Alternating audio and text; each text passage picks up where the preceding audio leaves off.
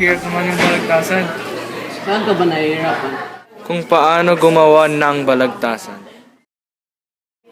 Tara, hanap tayo ng libro.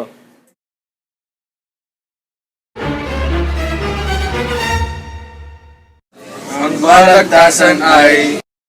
Isang uri ng panitikan. Hala, ano yun? Ako si Kelly, ang reynang diwata sa librong inyong hinahawakan. Naman nanuloko ka lang. Lumabas ka na sa pinagtataguan mo. Hindi! Totoo ang sinasabi ko. Di ba may nais kayong malaman tungkol sa balagtasan? Oo, paano mo nalaman? Oo nga, paano mo nalaman? Dahil isa nga akong mahiwagang nilalang sa librong ito. Kung may nais kayong malaman, magtanong lamang kayo. Ano ba ang balagtasan? Ang balagtasan ay isang uri ng panitikan na itinatanghal sa entablado. Mayroon itong lakandiwa na siyang namumuno sa pagpupugay at transisyon. Mayroon ding dalawang panig na nagpapalitan ng opinyon tungkol sa isang paksa. Maaaring sang-ayon o di sang-ayon ito.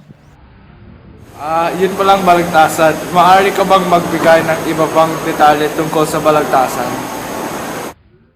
Sa pagsasagawa ng balagtasan, una, kailangan mong mag-isip ng paksang pagtatalunan. Pangalawa, gumawa ng piyesa o draft tungkol sa nasabing paksa. Pangatlo, i-revise ang piyesa at lagyan ng sukat at tugma. Siguraduhing makakagamit ka ng maririkit at matatalinghagang salita. Isalin na rin sa script ang sasabihin ng lakandiwa at mambabalagtas. Pag nagawa nyo ito, ay maaari nyo nang ibahagi ang inyong nagawang balagtasan sa entablado. Ngunit, sa pagtatanghal ay meron din kailangang alalahanin.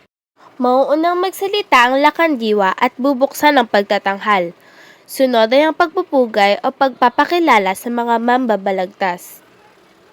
At saka naman magsisimula ang labanan ng dalawang mambabalagtas. Mamamahala naman sa transisyon ang lakandiwa. At ang pinakamagandang katangian ng balagtasan ay ang mga manonood ang siya maghahatol kung sino ang nagwagi. Naiintindihan na namin ng balagtasan ngayon.